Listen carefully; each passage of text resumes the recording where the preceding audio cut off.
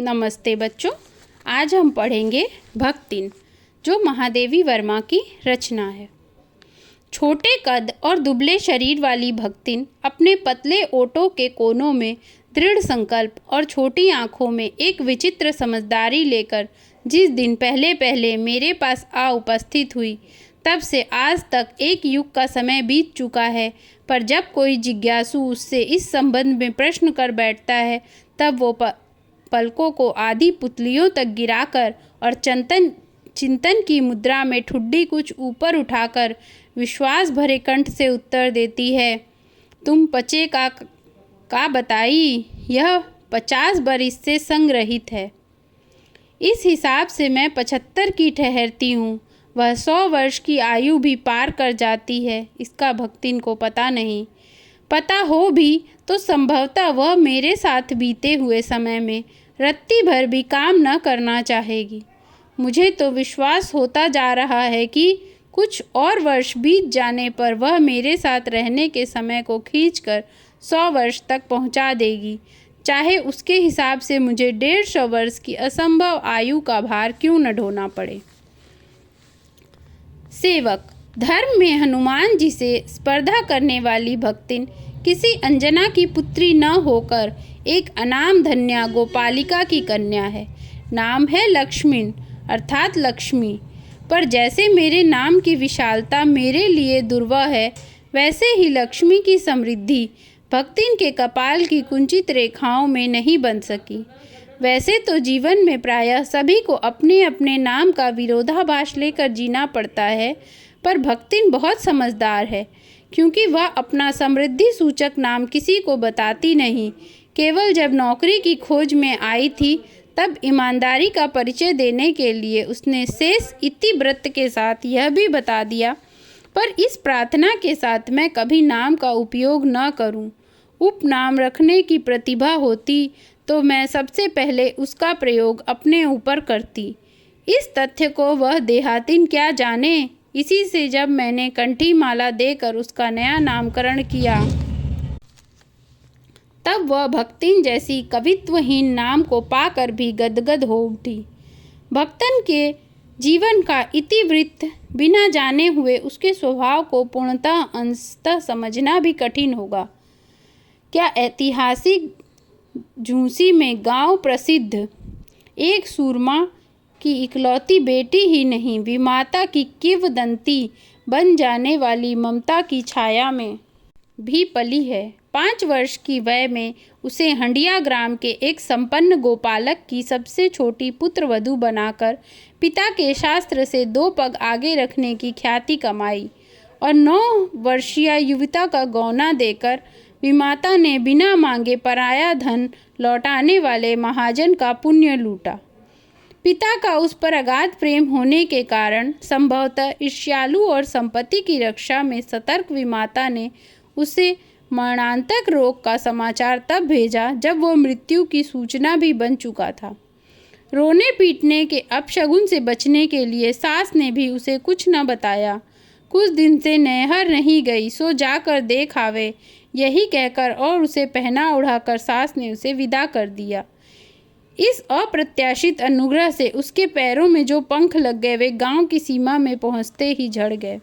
हाय लक्ष्मीन अब आई कि अस्पष्ट पुनरावृत्तियां और स्पष्ट सहानुभूतिपूर्ण दृष्टियां उसे घर तक ठेल ले गई, पर वहाँ न पिता का चिन्ह शेष था, न विमाता के व्यवहार में शिष्टाचार का लेस था। दुख से शिथिल और अपमान से जलती हुई वह उस घर में पानी भी बिना पिए उल्टे पैरों ससुराल लौट आई। सास को खरी खोटी सुनाकर उसने विमाता पर आया हुआ क्रोध शांत किया और पति के ऊपर गहने फेंक फाँक कर उसे पिता के चिर विच्छोह की मर्म व्यथा व्यक्त की। जीवन के दूसरे परिच्छेद में भी सुख की अपेक्षा दुख ही अधिक था।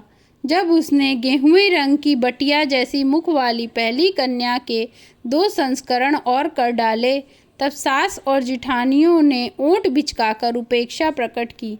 उचित भी था, क्योंकि सास 3-3 कमाऊ वीरों की विधात्री बनकर मचिया के ऊपर विराजमान पुरखिन के पद पर अभिषक्त हो चुकी थी और दोनों जिठानियाँ काकभुसंडी जैसे काले लालों की क्रमबद्ध सृष्टि करके इस पद के लिए उम्मीदवार थी। छोटी बहू के लीक छोड़कर चले जाने के कारण उसे दंड मिलना आवश्यक हो गया। जिठानियाँ बैठकर लोक चर्चा करती और उनके कलूटे लड़के धूल उड़ाते। वह मट्ठा फेरती, कूटती, पीसती, रांधती और नन्ही लड़कियां गोबर उठाती, कंडे पातती। जिठानियाँ अपने भात पर सफ़ेद राब रखकर गाढ़ा दूध डालती और अपने लड़कों को औटते हुए दूध पर से मलाई उतार कर खिलाती। वह काले गुड़ की डली के साथ कठौती में मट्ठा पाती और उसकी लड़कियां चले बाजरे की घूघरी चबाती। इस दंड विधान के भीतर कोई ऐसी धारा नहीं थी जिसके अनुसार खोटे सिक्कों की टकसाल जैसी पत्नी से पति को विरक्त किया जा सकता। सारी चुगली चबाई की परिणति उसके पत्नी प्रेम को बढ़ाकर ही होती थी। जिठानियाँ बात बात पर धमाधम पीटी कूटी जाती, पर उसके पति ने उसे कभी भी उंगली भी नहीं छुआई। वह बड़े बाप की बड़ी बात वाली बेटी को पहचानता था। इसके अतिरिक्त परिश्रमी, तेजस्विनी और पति के प्रति रोम रोम से सच्ची पत्नी को वह चाहता भी बहुत रहा होगा, क्योंकि उसके प्रेम के बल पर ही पत्नी ने अलगौछा करके सबको अंगूठा दिखा दिया। काम वही करती थी, इसलिए गाय, भैंस, खेत खलिहान, अमराई के पेड़ आदि के संबंध में उसका ज्ञान बहुत बढ़ा चढ़ा था। उसने छांट छांट कर ऊपर से असंतोष की मुद्रा के साथ और भीतर से पुलकित होते हुए जो कुछ लिया वह सबसे अच्छा भी रहा। साथ में परिश्रमी दंपति के निरंतर प्रयास से उसका सोना बन जाना भी स्वाभाविक था। धूमधाम से बड़ी लड़की का विवाह करने के उपरांत पति ने घरौंदे से खेलती हुई 2 कन्याओं और कच्ची गृहस्थी का भार 29 वर्ष की पत्नी पर छोड़कर संसार से विदा ली। जब मरा तब उसकी अवस्था 36 वर्ष से कुछ भी अधिक रही होगी, पर पत्नी आज उसे बुढ़ऊ कहकर स्मरण करती है। भक्तिन सोचती है जब वह बूढ़ी हो गई तब क्या परमात्मा के वहाँ वे भी बूढ़े न हो गए होंगे? अतः उन्हें बुढ़ऊ न कहना उनका घोर अपमान है। हाँ, तो भक्तिन के हरे भरे खेत, मोटी ताजी गाय भैंस और फलों से लदे पेड़ देखकर जेठ जिठौतियों के मुंह में पानी भर आना ही स्वाभाविक था। इन सब की प्राप्ति तो तभी संभव थी जब भैया दूसरा घर कर लेती, पर जन्म से खोटी भक्तन इनके चकमे में आई ही नहीं। उसने क्रोध से पांव पटक पटक कर आंगन को कंपायमान करते हुए कहा, हम कुकरी न बिलाई न होऊं, हमार मन पुसाई तो हम दूसरा के जाब, नाही त तुम्हार पचय की छाती पर होरहा भूजब और राज करब, समुझे रहो। उसने ससुर, अजिया ससुर और जाने कै पीढ़ियों के ससुरगणों को उपार्जित जगह जमीन में से सुई की नोक बराबर भी देने की उदारता नहीं दिखाई। इसके अतिरिक्त गुरु से कान फुकवा, कंठी बांध और पति के नाम पर घी से चिकने केशों को समर्पित कर अपने कभी न टलने की घोषणा कर दी। भविष्य में भी संपत्ति सुरक्षित रखने के लिए उसने छोटी लड़कियों के हाथ पीले कर उन्हें ससुराल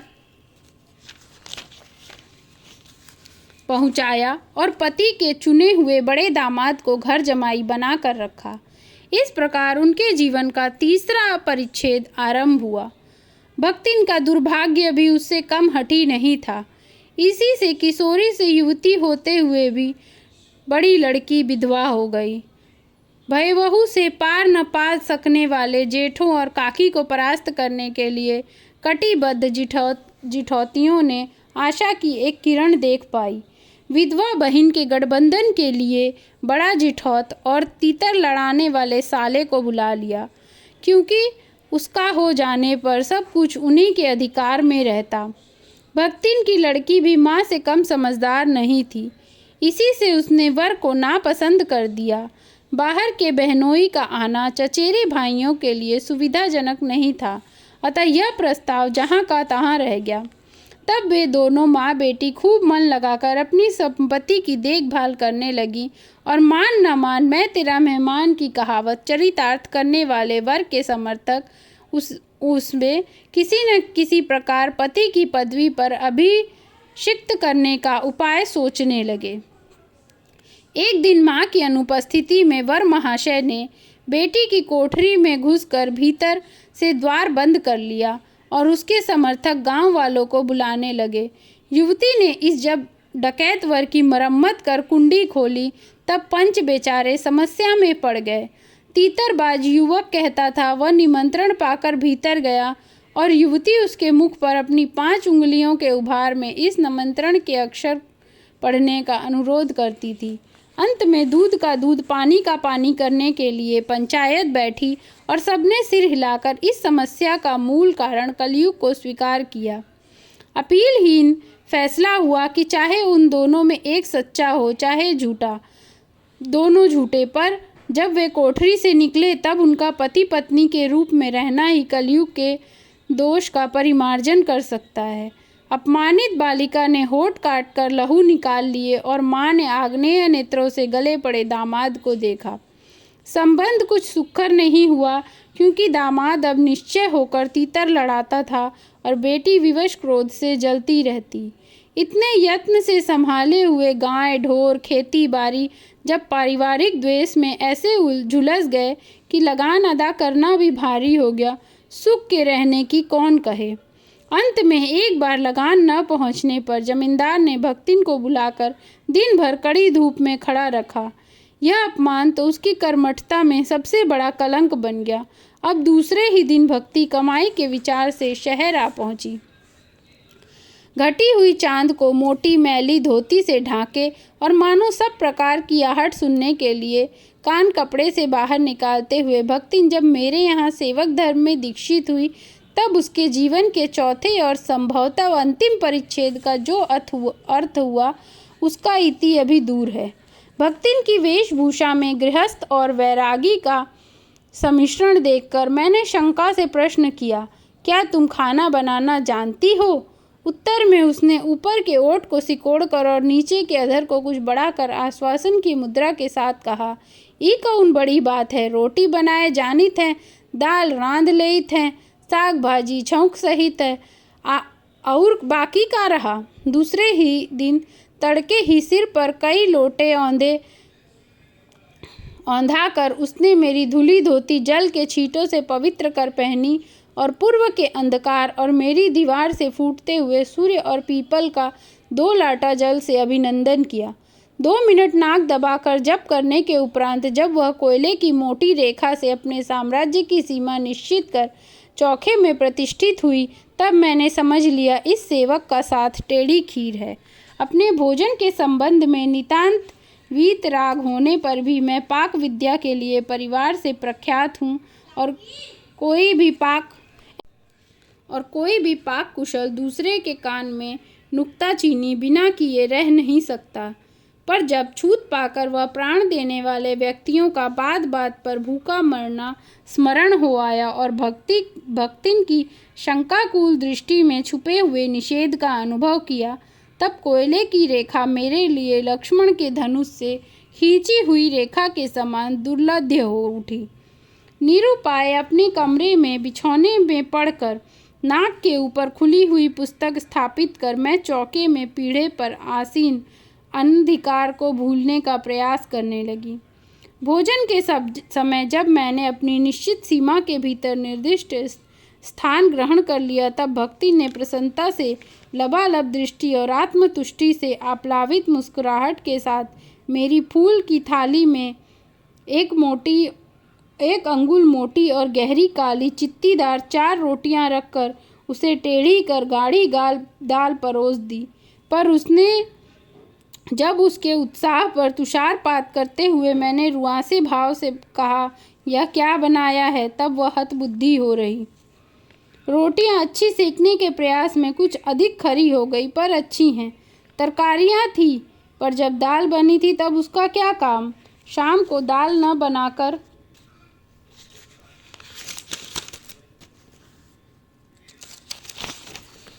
तरकारी बना दी जाएगी।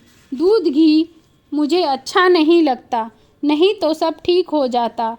अब न तो वह अमचूर और लाल मिर्च की चटनी पीस ली जावे, उससे भी काम न चले, तो वह गांव से लाई हुई गठरी में से थोड़ा सा गुड़ दे देगी और शहर के लोग क्या कला बत्तू खाते हैं, फिर वह कुछ अनाड़िन या फूहड़ नहीं। उसके ससुर, पितिया ससुर, अजिया सास आदि ने उसकी पाक कुशलता के लिए न जाने कितने मौखिक प्रमाण पत्र दे डाले हैं।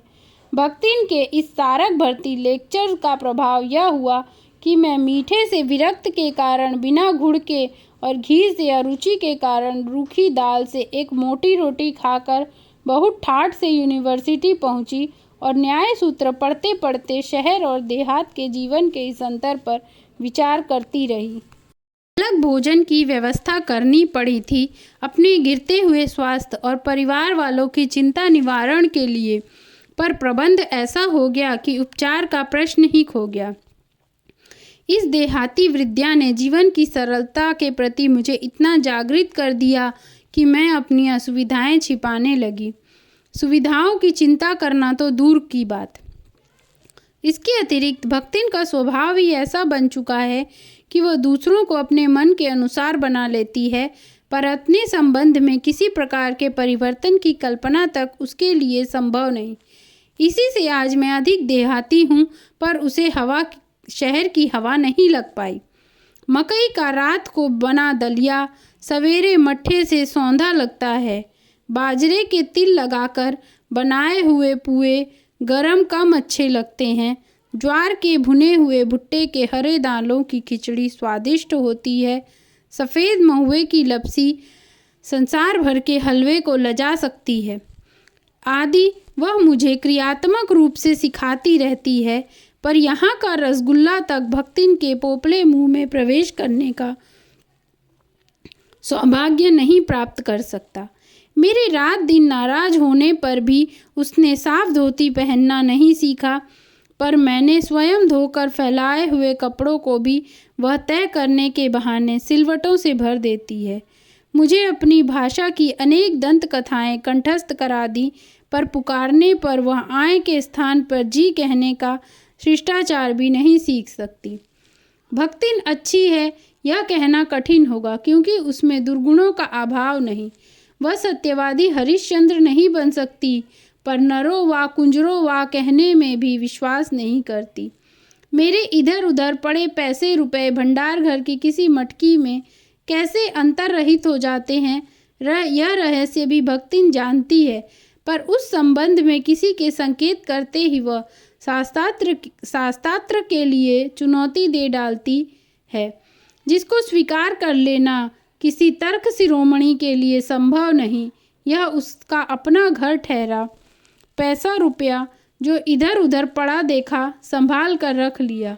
यह क्या चोरी है? उसके जीवन का परम कर्तव्य मुझे प्रसन्न रखना है। जिस बात से मुझे क्रोध आ सकता है उसे बदल कर इधर उधर करके बताना क्या झूठ है? इतनी चोरी और इतना झूठ तो धर्मराज महाराज में भी होगा, नहीं तो वे भगवान जी को कैसे प्रसन्न रख सकते और संसार को कैसे चला सकते। शास्त्र का प्रश्न भी भक्तिन अपनी सुविधा के अनुसार सुलझा लेती है।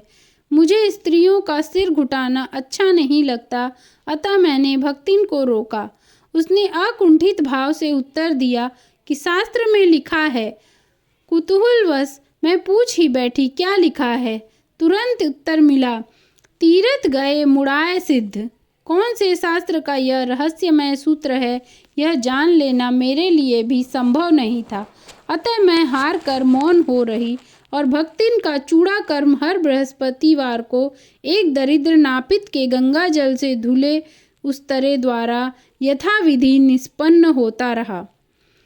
पर वह मूर्ख है या विद्या बुद्धि का महत्व नहीं जानती, यह कहना असत्य है। अपने विद्या के अभाव को वह मेरी पढ़ाई लिखाई पर अभिमान करके भर लेती है। एक बार जब मैंने सब काम करने वालों से अंगूठे के निशान के स्थान में हस्ताक्षर लेने का नियम बनाया, तब भक्तिन बड़ी कष्ट में पड़ गई, क्योंकि एक तो उसने पढ़ाने की मुसीबत नहीं उठाई जा सकती और दूसरे सब गाड़ीवान दाइयों के साथ बैठकर पढ़ना उसे वयोवृद्धता का अपमान था। अतः उसने कहना आरंभ किया, हमारे मालकिन 9 रात दिन कितबईन माँ गड़ी रहती हैं, अब हमू पढ़े लागब तो घर गृहस्थी कौन देखी सुनी। पढ़ाने वाले और पढ़ने वाले दोनों पर इस तर्क का ऐसा प्रभाव पड़ा कि भक्तिन इंस्पेक्टर के समान क्लास में घूम घूम कर किसी के आई की बनावट, किसी के हाथ की मंथरता, किसी की बुद्धि की मंदता पर टीका टिप्पणी का अधिकार पा लेती है। उसे तो अंगूठा निशानी देकर वेतन लेना नहीं होता, इसी से बिना पढ़े ही वह पढ़ने वालों की गुरु बन बैठी। वह अपने तर्क ही नहीं, तर्कहीनता के लिए प्रमाण खोज लेने में पटु है। अपने आप को महत्व देने के लिए ही वह अपनी मालकिन को असाधारणता देना चाहती है, पर इसके लिए भी प्रमाण की खोज ढूंढ आवश्यक हो उठती है। एक बार मैं उत्तर पुस्तकों और चित्रों को लेकर व्यस्त थी, तब भक्तिन सबसे कहती घूमी, वो बेचारी अऊ तो रात दिन काम में झुकी रहती है और तुम पचे घूमती फिरती हो, चलो तनिक हाथ बटा ले। सब जानते थे कि ऐसे कामों में हाथ नहीं बटाया जा सकता, अतः उन्होंने अपनी असमर्था प्रकट कर भक्तिन से पिंड छुड़ाया। बस इसी प्रमाण के आधार पर उसकी सब अतोशक्तियाँ अमरबेल सी फैलने लगी। उसकी मालकिन जैसा काम कोई जानता ही नहीं, इसी से तो बुलाने पर भी वह हाथ बटाने की हिम्मत नहीं करता। पर वह स्वयं कोई सहायता नहीं दे सकती, इससे मानना अपनी हीनता स्वीकार करना है। इसी से वह द्वार पर बैठकर बार बार कुछ काम बताने का आग्रह करती है, कभी उत्तर पुस्तकों को बांधकर, कभी अधूरे चित्र को कोने में रखकर, कभी रंग की प्याली धोकर, कभी चटाई को आंचल से झाड़कर। वह जैसी सहायता पहुंचाती है, उससे भक्तिन का अन्य व्यक्तियों से अधिक बुद्धिमान होना प्रमाणित हो जाता है। वह जानती है कि जब दूसरे मेरा हाथ बटाने की कल्पना तक नहीं कर सकते, तब वह सहायता की इच्छा को क्रियात्मक रूप दे देती है। इसी से मेरी पुस्तक के प्रकाशित होने पर उसके मुख पर प्रसन्नता की आभा वैसे ही उद्भासित हो उठती है जैसे स्विच दबाने से बल्ब में छिपा आलोक। वह सूने में उसे बार बार छूकर, आँखों के निकट ले जाकर और सब ओर घुमा फिराकर मानो अपनी सहायता का अंश खोजती है, और उसकी दृष्टि में व्यक्त आत्मघोष कहता है कि उसे निराश नहीं होना पड़ता। यह स्वाभाविक भी है। किसी चित्र को पूरा करने में व्यस्त जब मैं बार बार कहने पर भी भोजन के लिए नहीं उठती, तब वह कभी दही का शरबत, कभी तुलसी की चाय वहीं देकर भूख का कष्ट नहीं सहने देती। दिन भर के कार्यभार से छुट्टी पाकर जब मैं लेख समाप्त करने या भाव को छंदबद्ध करने बैठती हूँ, तब छात्रावास की रोशनी बुझ चुकती है। मेरी हिरनी सोना तख्त के पैताने फर्श पर बैठकर पागुर करना बंद कर देती है। कुत्ता वसंत छोटी मचिया पर पंजों में मुख रखकर आंखें मूंद लेता है, और बिल्ली गोधूली मेरे तकिए पर सिकुड़ कर सो रहती है। पर मुझे रात की निस्तब्धता में अकेली न छोड़ने के विचार से कोने में दरी के आसन पर बैठकर बिजली की चकाचौंध से आंखें मिचमिचाती हुई भक्तिन प्रशांत भाव से जागरण करती है। वह ऊँगती भी नहीं, क्योंकि मेरे सिर उठाते ही उसकी धुंधला दृष्टि मेरे आँखों का अनुसरण करने लगती है। यदि मैं सिरहाने रख के रेख की ओर देखती हूँ तो वह उठकर आवश्यक पुस्तक का रंग पूछती है, और यदि मैं कलम रख देती हूँ तो वह स्याही उठा लेती है, और यदि मैं कागज़ एक ओर सरका देती हूँ तो वह दूसरी फाइल टटोलती है। बहुत रात गए सोने पर भी मैं जल्दी ही उठती हूँ, और भक्तिन को तो मुझसे ही पहले जागना पड़ता है। सोना उछल कूद के लिए बाहर जाने को आकुल रहती है। वसंत नित्य कर्म के लिए दरवाज़ा खुलवाना चाहता है, और गोधूली चिड़ियों की चहचहाहट में शिकार का आमंत्रण सुन लेती है।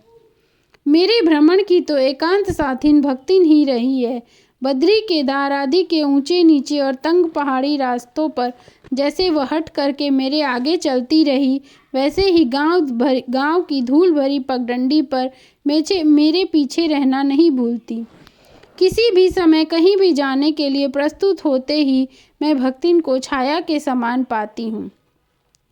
युद्ध को देश की सीमा में बढ़ते देख जब लोग आतंकित हो उठे, तब भक्तिन के बेटी दामाद और उसके नाती को लेकर बुलाने आ पहुँचे, पर बहुत समझाने बुझाने पर भी वह उनके साथ नहीं जा सकी। सबको वह देख आती है, रुपया भेज देती है, पर उनके साथ रहने के लिए मेरा साथ छोड़ना आवश्यक है, जो संभवतः भक्तिन के जीवन के अंत तक स्वीकार न होगा। जब गत वर्ष युद्ध के भूत ने वीरता के स्थान में पलायन वृत्ति जगा दी, तब भक्तिन पहली ही बार सेवक की विनीत मुद्रा के साथ मुझसे गांव चलने का अनुरोध करने लगी।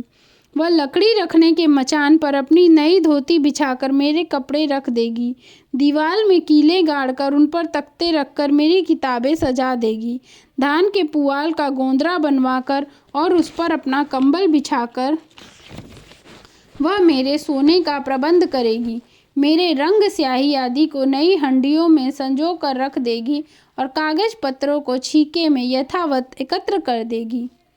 मेरे पास वहां जाकर रहने के लिए रुपया नहीं था। यह मैंने भक्तिन के प्रस्ताव को अवकाश न देने के लिए कहा था, पर उसके परिणाम ने मुझे विस्मित कर दिया। भक्तिन ने परम रहस्य का उद्घाटन करने की मुद्रा बनाकर और पोपला मुंह मेरे कान के पास लाकर हौले हौले बताया कि उसके पास 5 बीसी और 5 रुपया गड़ा रखा है, उसी से वह प्रबंध कर लेगी। फिर लड़ाई तो कुछ अमरौती खाकर आई नहीं, जब सब ठीक हो जाएगा तब यहीं लौट आएंगे। भक्तिन की कंजूसी के प्राण पूंजीभूत होते होते पर्वताकार बन चुके थे, परंतु इस उदारता के डायनामाइट ने क्षण भर में उन्हें उड़ा दिया। इतने थोड़े रुपयों का कोई महत्व नहीं, परंतु रुपयों के प्रति भक्तिन का अनुराग इतना प्रख्यात हो चुका था कि मेरे लिए उसका परित्याग मेरे महत्व की सीमा तक पहुंचा देता है। भक्तिन और मेरे बीच में सेवक स्वामी का संबंध है, यह कहना कठिन है, क्योंकि ऐसा कोई स्वामी नहीं हो सकता जो इच्छा होने पर भी सेवक को अपनी सेवा से न हटा सके। ऐसा कोई सेवक भी नहीं सुना गया जो स्वामी के चले जाने का आदेश पाकर अवज्ञा से हंस दे।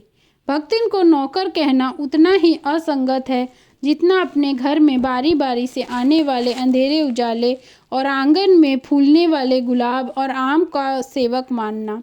वे जिस प्रकार एक अस्तित्व रखते हैं जिसे सार्थकता देने के लिए हमें सुख दुख देते हैं, उसी प्रकार भक्तिन का स्वतंत्र व्यक्तित्व अपने विकास के परिचय के लिए ही मेरे जीवन को घेरे हुए है। परिवार और परिस्थितियों के कारण स्वभाव में जो विषमताएं उत्पन्न हो गई हैं, उसके भीतर से एक स्नेह और सहानुभूति की आभा फूटती रहती है। इसी से उसके संपर्क में आने वाले व्यक्ति उसके जीवन की सहज मार्मिकता ही पाते हैं। छात्रावास में बालिकाओं में से अपनी चाय बनवाने के लिए देहली पर बैठी रहती है, कोई बाहर खड़ी मेरे लिए बने नाश्ते को चखकर उसके स्वाद की विवेचना करती रहती है। मेरे बाहर निकलते ही सब चिड़ियों के समान उड़ जाती हैं और भीतर आते ही यथास्थान विराजमान हो जाती हैं। इन्हें आने में रुकावट न हो, संभवतः इसी से भक्तिन अपना 2 जून का भोजन सवेरे ही बनाकर ऊपर के आले में रख देती है और खाते समय चौके का एक कोना धोकर पाक छत के सनातन नियम से समझौता कर लेती है। मेरे परिचितों और साहित्यिक बंधुओं से भी भक्तिन विशेष परिचित है, पर उनके प्रति भक्तिन के सम्मान की मात्रा मेरे प्रति उसके सम्मान की मात्रा पर निर्भर है, और सद्भाव उनके प्रति मेरे सद्भाव से निश्चित होता है। इस संबंध में भक्तिन की सहज बुद्धि विस्मित कर देने वाली है। वह किसी को आकार प्रकार और वेशभूषा से स्मरण करती है और किसी को नाम के अप्रभंश द्वारा। कवि और कविता के संबंध में उसका ज्ञान बढ़ा है, पर वह आदर भाव नहीं। किसी के लंबे बाल और अस्त व्यस्त वेशभूषा देखकर वह कह उठती है, का ओहू कवित्त लिखे जानत हैं। तुरंत ही उसकी अवज्ञा प्रकट हो जाती है। तब ओहू कच्छो करी हैं धरी हैं ना, बस गली गली गाउत बजाउत फिरी हैं। पर उसका दुख उसे प्रभावित कर सकता है। विद्यार्थी वर्ग में से जब कोई कारागार का अतिथि हो जाता है, तब उस समाचार को व्यथित भक्तिन बीता बीता भरे लड़कन का जेहल कलयुग रहा तौन रहा अब परलय हो जाई, उनकर माई का बड़े लाट तक लड़े के चाही कह कर दिन भर सबको परेशान करती है। बापू से लेकर साधारण व्यक्ति तक सबके प्रति भक्तिन की सहानुभूति एक रस मिलती है। भक्तिन के संस्कार ऐसे हैं कि वह कारागार से वैसे ही डरती है जैसे यमलोक से। ऊंची दीवार देखते ही वह आंख मूंदकर बेहोश हो जाना चाहती है। उसकी यह कमजोरी इतनी प्रसिद्धि पा चुकी है कि लोग मेरे जेल जाने की संभावना बता बताकर उसे चिढ़ाते रहते हैं। वह डरती नहीं, यह कहना असत्य होगा, पर डर से भी अधिक महत्व मेरे साथ का ठहरता है। चुपचाप मुझसे पूछने लगती है कि वह अपनी क्या धोती साबुन से साफ कर ले, जिससे मुझे वहाँ उसके लिए लज्जित न होना पड़े। क्या क्या सामान बांध ले, जिससे मुझे वहाँ किसी प्रकार की असुविधा न हो। ऐसी यात्रा में किसी को किसी के साथ जाने का अधिकार नहीं। यह आश्वासन भक्तिन के लिए कोई मूल्य नहीं रखता। वह मेरे न जाने की कल्पना से इतनी प्रसन्न नहीं होती जितनी अपने साथ न जाने की संभावना से अपमानित। भला ऐसा अंधेर हो सकता है जहाँ मालिक, वहाँ नौकर मालिक को ले जाकर बंद कर दे ने में इतना अन्याय नहीं, पर नौकर को अकेले मुक्त छोड़ देने में पहाड़ के बराबर अन्याय है। ऐसा अन्याय होने पर भक्तिन को बड़े लाट पर लड़ना पड़ेगा। किसी की माई बड़े लाट तक नहीं लड़ी तो नहीं लड़ी, पर भक्तिन का तो बिना लड़े काम ही नहीं चल सकता। ऐसे विषम प्रतिद्वंदियों की स्थिति कल्पना में भी दुर्लभ है। मैं प्रायः सोचती हूँ जब ऐसा बुलावा आ पहुँचेगा जिसमें न धोती साफ करने का अवकाश रहेगा, न सामान बांधने का, न भक्तिन को रुकने का अधिकार होगा, न मुझे रोकने का, तब चिरविदा के अंतिम क्षणों में यह देहातिन वृद्धा क्या करेगी और मैं क्या करूँगी। भक्तिन की अधूरी कहानी है, पर उसे खोकर मैं इसे पूरी नहीं करना चाहती।